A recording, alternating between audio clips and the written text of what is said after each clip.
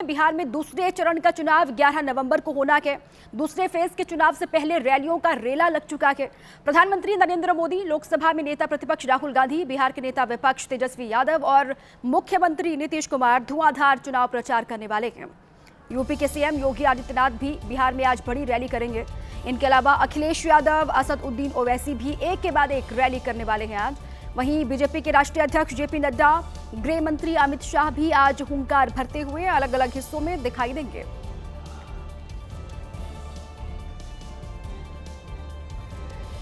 दूसरे चरण के प्रचार में प्रधानमंत्री मोदी आज औरंगाबाद और कैमूर जिले के भभुआ में जनसभा को संबोधित करेंगे। ये बड़ी जानकारी है। गृह मंत्री अमित शाह भी जमुई, भागलपुर में जनसभा करते हुए दिखाई देंगे और अमित शाह की पूर्णिया में एक रोड शो भी वो करने वाले हैं। ये जानकारी सामने आ रही है। दूसरे फेज का रण है ये। देखिए, दोपहर 1:45 पर औरंगाबाद में जनसभा को संबोधित करेंगे पीएम मोदी। उनकी ताबड़तोड़ रैली आज होनी है। 3:30 बजे भभुआ में उनकी जनसभा होने वाली है, जहां पर लोगों को संबोधित करेंगे। और इसके बाद पीएम मोदी की जो रैली है उसमें बहुत भीड़ जुटने की संभावना भी है। और अमित शाह भी आज 11:45 पर जमुई में जनसभा करते हुए दिखाई देंगे।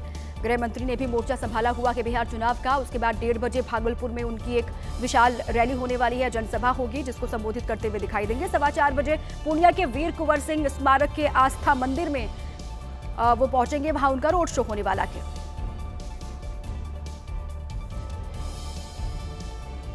पीएम मोदी एक दिन पहले बिहार के 2 जिलों में चुनावी रैली करते हुए दिखाई दिए और दोनों ही रैलियों में उनका जोर जंगल राज पर रहा।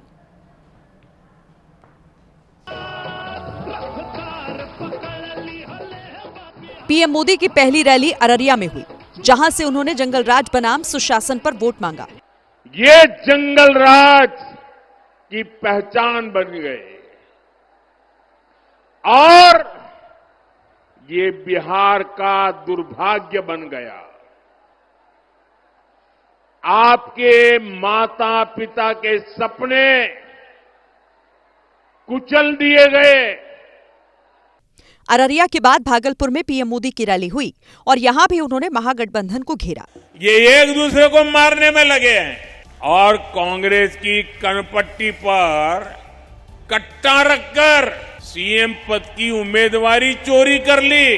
अब कांग्रेस के लोग आरजेडी से बदला लेने में जुटे हैं। चुनावी रैली से पीएम मोदी ने कहा कि उनका रिमोट कंट्रोल भारत की जनता के पास है।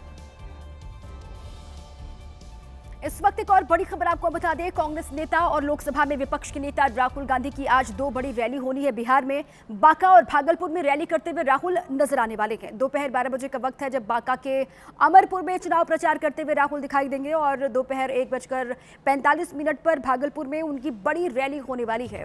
तो राहुल गांधी बिहार के दौरे पर वहां 2 बड़ी रैली करते हुए नजर आएंगे। बांका और भागलपुर में उनकी रैली होने वाली है। 12 बजे के आसपास राहुल बांका पहुंच जाएंगे। वहां अमरपुर में वो चुनावी कैंपेन करते हुए दिखाई देंगे। उसके बाद 1:45 बजे के आसपास भागलपुर में उनकी बड़ी रैली होने वाली है।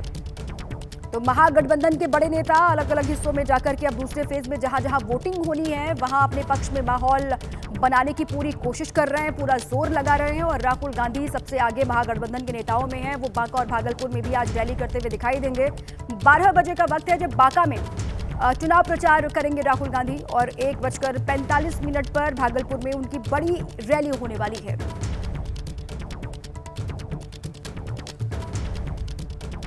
दूसरे फेज की सीटों के लिए कांग्रेस पार्टी ने भी पूरा जोर लगाना शुरू कर दिया है। राहुल गांधी और प्रियंका गांधी ने इस चरण की सीटों के लिए प्रचार किया और महागठबंधन की जीत का दावा किया है। चुनाव प्रचार के लिए राहुल पूर्णिया पहुंचे थे। यहां उन्होंने कस्बा सीट से कांग्रेस प्रत्याशी को अपने पास बुलाया और ऐसी बात कही कि इरफान आलम भावुक हो गए। आप पोस्टमैन के बेटे हो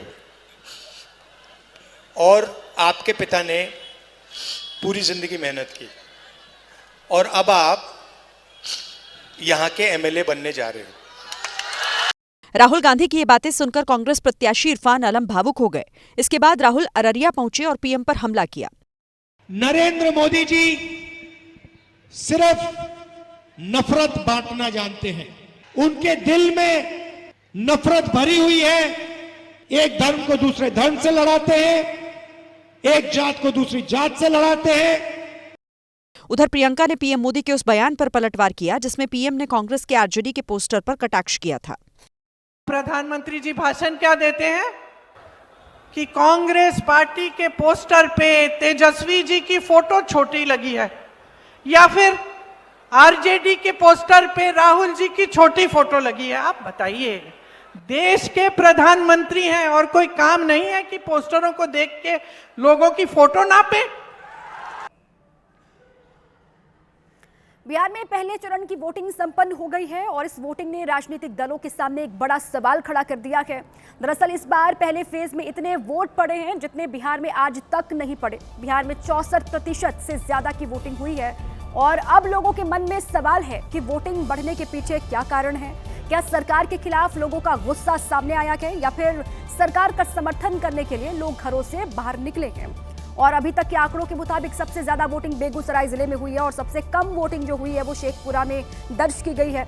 और वोटिंग पूरी होते ही पीएम मोदी ने एनडीए की बढ़त का दावा कर दिया और दूसरे फेज की सीटों पर जोर लगाना शुरू कर दिया है।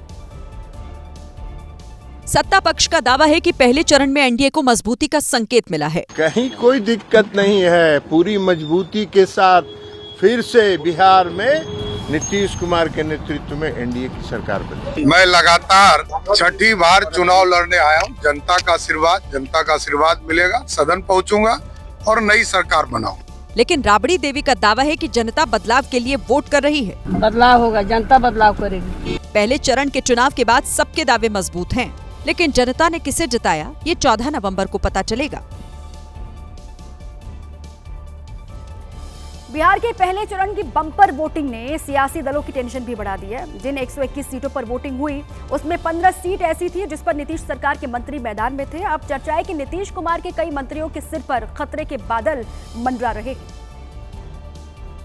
जिनकी किस्मत का फैसला जनता ने मतपेटियों में बंद कर दिया है। पहले चरण में नीतीश कैबिनेट के जिन मंत्रियों की किस्मत दांव पर है उनमें है सिवान से मंगल पांडे, दरभंगा से संजय सरावगी, साहिबगंज से राजू कुमार सिंह, सोनबरसा से रत्नेश सदा, कल्याणपुर से महेश्वर हजारी, बांकीपुर से नितिन नवीन, कढ़नी से केदार प्रसाद गुप्ता, बछवाड़ा सीट से सुरेंद्र मेहता, बिहार शरीफ से सुनील कुमार, अमनौर से कृष्ण कुमार मंटू, सराय रंजन से विनय कुमार चौधरी, भोरे से सुनील कुमार, बहादुरपुर से मदन सहनी, नालंदा से श्रवण कुमार और जाले विधानसभा सीट से जीवेश कुमार शामिल हैं। इसके अलावा तेजस्वी यादव और बिहार के दोनों ही डेप्यूटी सीएम की सीटों पर भी वोटिंग हुई है।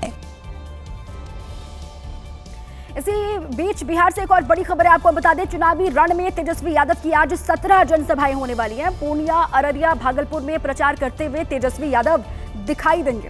तेजस्वी की बांका में भी रैली होने वाली है, बड़ी रैली होगी। महागठबंधन उम्मीदवारों के पक्ष में वोट की अपील करते हुए तेजस्वी यादव नजर आएंगे। बड़ी खबर आपको हम दे रहे हैं, चुनावी रण में तेजस्वी लगातार जोर लगा रहे हैं। 17 जनसभाएं उनकी आज होने वाली हैं। पूर्णिया जाएंगे, अररिया, भागलपुर में प्रचार करते हुए दिखाई देंगे और साथ ही बांका भी वो जाने वाले, वहां पर उनकी बड़ी रैली होगी और महागठबंधन के जितने भी कैंडिडेट हैं इन इलाकों में उनके लिए वोट की अपील जनता से करेंगे तेजस्वी यादव। तेजस्वी ने इस चुनाव में बिहारी बनाम बाहरी का मुद्दा बनाया और इसी मुद्दे पर वो लोगों से वोट भी मांग रहे हैं। तो बाहरी लोग आ रहा है बिहार कब्जा ले। चाचा जी अचेत अवस्था में है, मुख्यमंत्री जी, और रिमोट कंट्रोल से दिल्ली से सरकार जो है वो चलाया जा रहा है। बिहार को लाली चलाएगा, ना कि कोई बाहरी आकर के चलाएगा। तेजस्वी वादा कर रहे हैं कि सरकार बनाने के बाद वो हर एक घर में शख्स को सरकारी नौकरी देंगे और 14 जनवरी को महिलाओं के खाते में 30,000 रुपए डाले जाएंगे। बिहार में पहले फेज के तहत जारी वोटिंग के बीच केंद्रीय मंत्री गिरिराज सिंह ने बुर्के में आने वाली मतदाताओं पर बड़ा बयान दे दिया। हालांकि उनके इस बयान पर एनडीए के नेताओं ने ही विरोध किया है। गिरिराज सिंह ने बुर्का पहने मतदाताओं पर दो टूक कहा कि इनकी जांच होनी चाहिए ताकि वोटिंग में धांधली न हो सके। मेरा मानना है कि बुर्का उठवाने के लिए चुनाव आयोग ने एक प्रयास किया है, एक व्यवस्था दी है और इस पर किसी को धर्म से नहीं जोड़ना चाहिए। बुर्के की आड़ में बोगस वोटिंग होती रही है, आपका ये होती रही है, इसलिए बुर्के की चेकिंग होगी। लेकिन उनके बयान पर एनडीए में शामिल चिराग पासवान ने ही कड़ी प्रतिक्रिया दे डाली है। बिना मतलब कि ये हिंदू मुस्लिम ये विवाद वाली बातें, फिलहाल आज की तारीख में सबको एकजुट होकर मतदान का अपना अधिकार का इस्तेमाल करना चाहिए। वहीं कांग्रेस ने आरोप लगाया कि असली मुद्दों से जनता का ध्यान भटकाने के लिए गिरिराज सिंह ऐसे बयान दे रहे हैं। यह देश हम सबका है और देश के लोगों से बनता है, तो लोगों के मुद्दों को गुमराह ना करें। पहले फेज की वोटिंग में एक सवाल मुस्लिम वोटर्स को लेकर भी रहा, क्योंकि कई सीटें ऐसी थी जहां एक से ज्यादा मुस्लिम उम्मीदवार थे और सवाल यह है कि मुस्लिम वोटर एकजुट रहे या फिर प्रत्याशियों का चेहरा देखकर बिखर गए। तस्वीरें पटना साहिब विधानसभा के एक पोलिंग बूथ की हैं। मुस्लिम महिला मतदाता सुबह से वोट देने के लिए लाइन में खड़ी नजर आई। ऐसा एक पोलिंग बूथ पर नहीं बल्कि कई पोलिंग बूथ पर देखा गया। महिलाओं ने गिरिराज के उस बयान का भी विरोध किया जिसमें उन्होंने बुर्के के खिलाफ बयानबाजी की थी। बुर्का हम लोग का सेफ्टी है, इसीलिए हम लोग पहनते हैं, हम लोग की इज्जत इसी से बचता है। कोई बोलेगा कि अपना निकाह उतार दीजिए, मुस्लिम धर्म छोड़ दीजिए, वो भी छोड़ देगा आदमी, बोलिए किसी के बोलने से। ये हमारा जो है इस्लाम का जो चीज़ है, इसको हटा करके क्यों हम देंगे वोट? बुर्का में ऐसा कुछ तो नहीं है कि हम उसे हटा कर। मुस्लिम महिलाओं ने अच्छे काम के लिए नीतीश सरकार की तारीफ भी की, लेकिन रोजगार न देने पर सवाल भी उठाए। पुल बनाया है, सड़क बनाया है, तो रोजगार कुछ है ये नहीं है। ठेला चलाता है, सब्जी बेचता है। दावा है कि पूरे बिहार में मुस्लिम वोटरों की आबादी 17% है, लेकिन इसका फायदा उम्मीदवार को तभी मिलेगा जब एक तरफा वोटिंग हो। इसी बीच बिहार से बड़ी खबर है। भोजपुरी सितारे बिहार विधानसभा चुनाव के लिए आज ताबड़तोड़ प्रचार करते हुए दिखाई देंगे। खेसारी लाल यादव बेतिया में आरजेडी उम्मीदवार दीपक यादव के लिए 11 बजे का वक्त है जब रोड शो करते हुए दिखाई देंगे और औरंगाबाद जिले में जनसभा को संबोधित करेंगे खेसारी लाल यादव। और बीजेपी के स्टार प्रचारक साथ में पावर स्टार पवन सिंह पश्चिमी चंपारण, पूर्वी चंपारण और गयाजी में जनसभा को संबोधित करते हुए दिखाई देंगे। खेसारी लाल यादव और पवन सिंह दोनों ही नरकटियागंज विधानसभा में आज चुनाव प्रचार करते हुए दिखाई देंगे, लेकिन दोनों अपनी अपनी पार्टी के उम्मीदवारों के समर्थन में ये प्रचार करेंगे। बीजेपी के एक और स्टार प्रचारक रवि किशन पश्चिमी चंपारण, पूर्वी चंपारण और मधुबनी में चुनावी सभा को संबोधित करते हुए नजर आने वाले हैं, जबकि दिनेश लाल यादव निरहुआ, जमुई और कटिहार में बीजेपी के समर्थन में चुनाव प्रचार करेंगे। खेसारी लाल यादव बिहार में चुनाव में व्यस्त हैं और इस बीच महाराष्ट्र में उनकी मुश्किल बढ़ गई है। मीरा भाईंदर नगर निगम ने उनके मकान में अवैध निर्माण से जुड़ा नोटिस चस्पा कर दिया।